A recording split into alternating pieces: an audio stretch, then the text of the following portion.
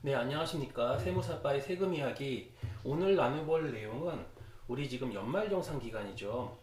근로자분들은 지금 각종 자료를 준비해서 회사에 그 소득공제, 세액공제 자료를 제출함으로써 세금을 절세하고 줄여서 환급이라든가 추가 납부라든가 이런 부분에 대해서 결정하는 이제 그 시기에 들어와 있죠. 그래서 지금 연말정산 기간인데 그러다 보니까 우리 연말정산 2025년 귀속, 2025년 소득에 대한 연말정산에서 유의해야 되고 과거 연말정산과 좀 바뀐 부분 어떤 것들이 있는지 좀 간략하게 살펴보는 시간을 좀 가질까 합니다. 그래서 2025년 귀속 연말정산에 대해서 설명을 드릴 건데 일단 연말정산의 구조에 대해서 조금 말씀을 나눌까 해요.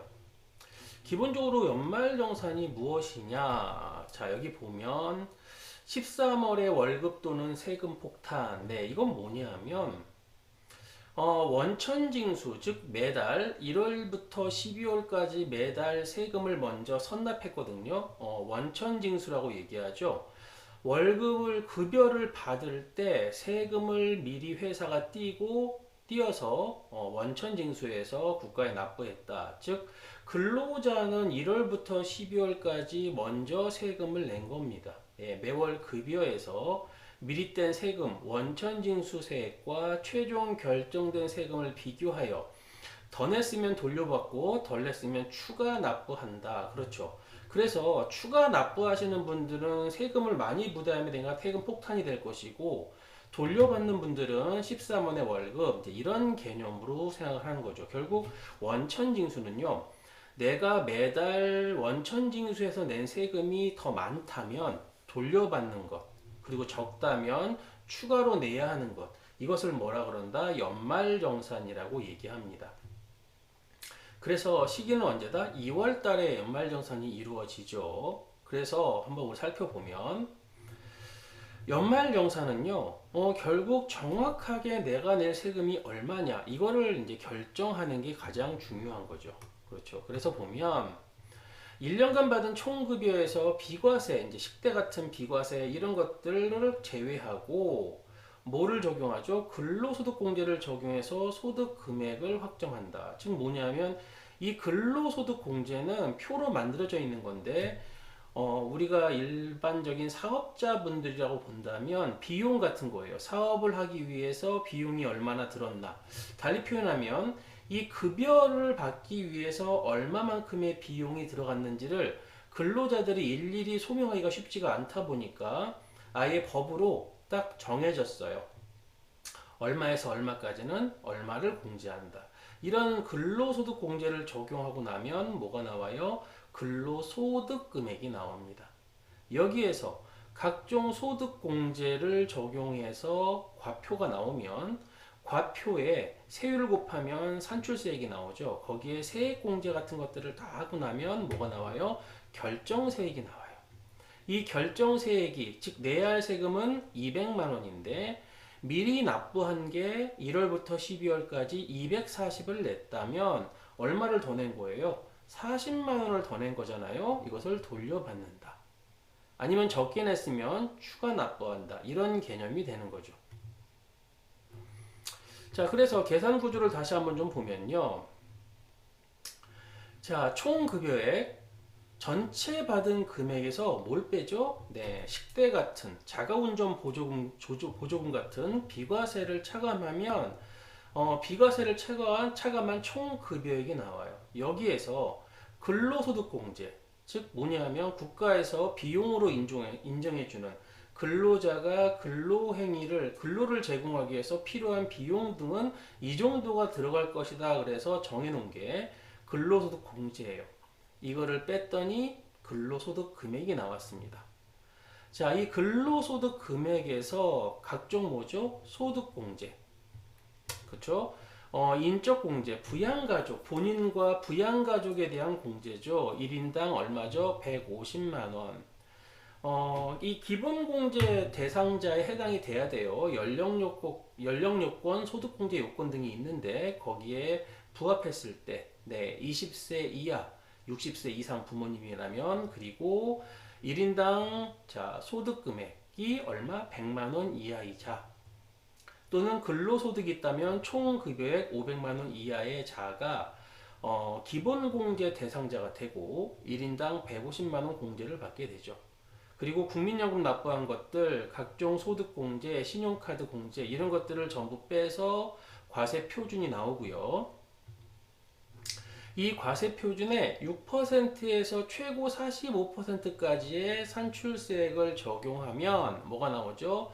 자, 각종 이제 산출세, 이게 산출세액이 계산되면 여기서 세액공제 감면, 주로 이제 우리 근로자들은 세액공제겠죠. 이런 것들을 자, 자녀세액공제, 월세세액공제 이런 것들을 빼고 나면 비로소 뭐가 나온다? 네, 결정세액이 나옵니다. 그래서 아까 말씀드렸듯이 자, 세금을 내야 하는 결정세액은 얼마예요? 200만 원인데 이미 1월부터 12월까지 원천징수로 납부한 게 240만 원을 납부했다면 200에서 240이니까 마이너스 얼마? 40만 원 돌려줘야 돼요. 이만큼의 이제 뭐가 발생한다?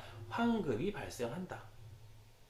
반대 케이스라면 결정세액이 250인데 기납부세액이 240이에요. 그럼 얼마 더 납부해야 돼요? 10만 원을 더 납부를 해야 된다. 이제 반대 케이스가 되는 거죠. 요게 연말정산의 흐름입니다.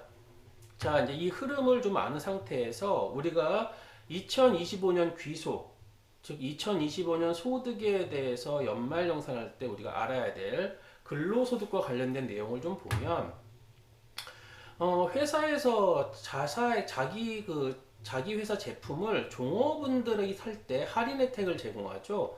이럴 때 요거를 이제 비과세를 해준다는 얘기죠. 그래서 연간 얼마요? 240만 원 한도로 비과세 해주는데 시가의 20%와 240만 원 중 큰 금액을 기준으로 비과세 해주겠다. 이제 요런 부분 종업원 할인 혜택에 대한 비과세가 존재하고, 이제 요것들은 뭐냐면 근로소득 그 총급여를 계산할 때 이제 이 비과세가 얼마나 됐느냐를 보는 거죠. 그 다음에 회사로부터 받은 출산지원금, 아이가 태어나서 출산지원금 한도 없이 전액 비과세가 됩니다. 근로자 본인이나 그 배우자의 출산으로 인한 회사로부터 받은 출산지원금 전액 비과세가 된다.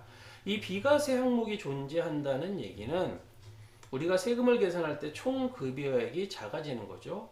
절세할 수 있는 부분이니까 확인하시면 좋고요.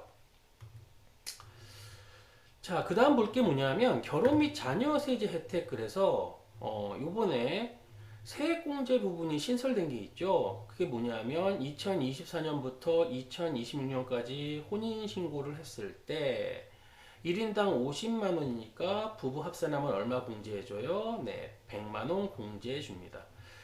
이거는 생애 1회 딱 공제를 받는다. 한 번 딱 공제를 받는 거죠. 여러 번 결혼한다고 받을 수 있는 건 아니다.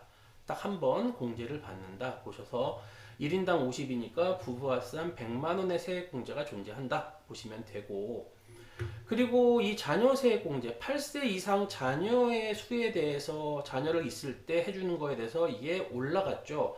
한 명일 때 15에서 25만 원으로, 두 명일 때는 55만 원, 세 명일 때는 95만 원 되게 많이 확대가 됐죠.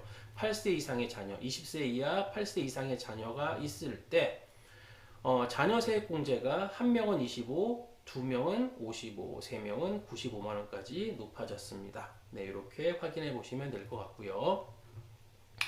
그 다음 주택 청약저축 이 공제도, 네, 소득공제도 무주택 세대주 본인뿐만 아니라 배우자 납입분도 공제 대상에 포함이 됩니다. 확대가 됐죠.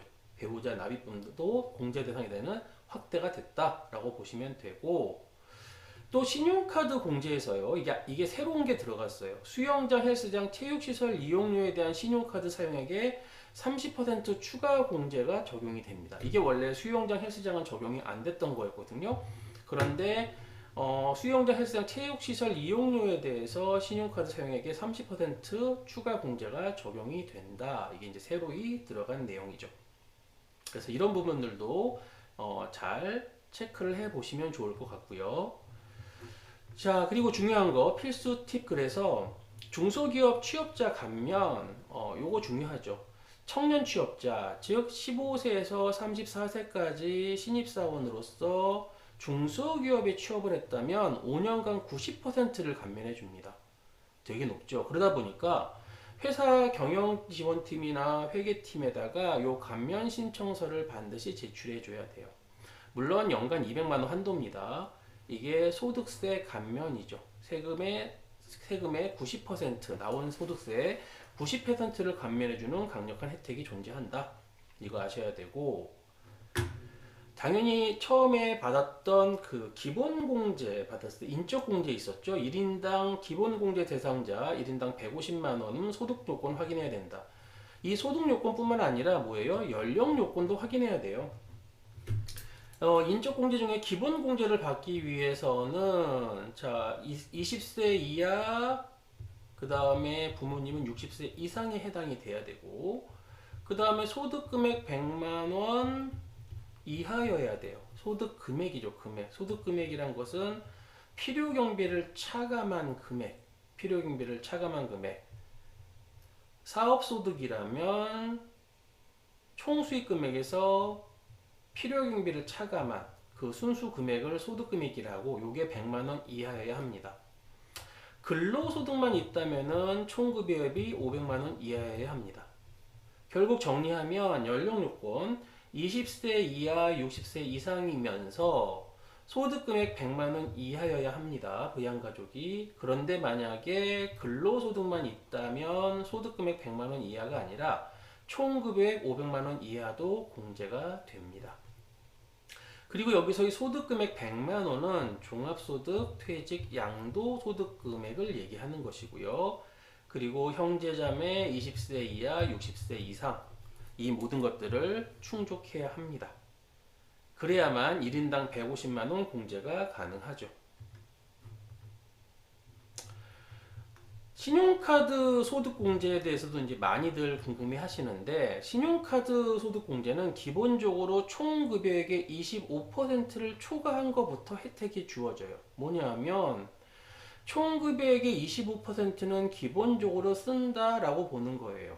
그래서 신용카드 공제를 받으려면 총급여액의 25%를 초과하는 금액부터 공제가 되기 때문에 현명하게 사용하는 방법은 가장 혜택이 작은 총급액의 25%까지는 혜택이 낮은 뭐예요? 신용카드를 써서 그 25%를 채우고요. 나머지 부분 초과분은 공제율이 높은 체크카드나 현금 영수증을 사용하는 것이 유리하죠. 그래서 총급액 25%까지는 제일 먼저 뭐를 많이 쓴다? 신용카드를 사용하고. 왜냐하면 신용카드는 15%밖에 공제를 안 해줘요. 25% 초과분만 해주는데, 결국 1000만 원이다 총급여가. 그렇다면은 250은 아무리 써도 공제를 안 받으니까 250을 뭘로 채워요? 신용카드를 먼저 써서 채우고. 왜? 제일 작으니까 퍼센트가. 그 다음에 250이 넘어가는 1000만 원이라 가정했을 때 250이 넘어가는 부분은 체크카드, 도서, 공연, 미술관, 대중교통, 전통시장 등에 사용하게 되면 훨씬 더 혜택을 많이 받겠죠. 그래서 총급의 25%까지는 신용카드 쓰고 초과분은 공제율이 높은 체크카드 현금을 사용하는 것이 유리하다. 이렇게 정리할 수가 있죠. 그리고 중도 입사자들은요, 회사를 옮겼다. 전 직장의 원천징수 영수증을 반드시 현 직장에 제출해야 합산 신고가 가능합니다. 그리고 그 국세청 연말정산 간소화 서비스에 거기서 다 출력을 하셔야 되는데, 거기 나오지 않은 항목들을 영수증도 챙겨야 돼요. 받으려면 시력 보정용 안경, 렌즈 구입비, 보청기 구입비, 월세액, 그리고 뭐 종교단체 등 일부 기품 같은 것들은 이런 간소화에 나오지 않기 때문에 이 누락된 자료는 따로 챙겨서 제출을 하셔야 합니다. 네, 그래서 오늘은 여기까지 살펴봤고요. 또 다음에 찾아뵙도록 하겠습니다.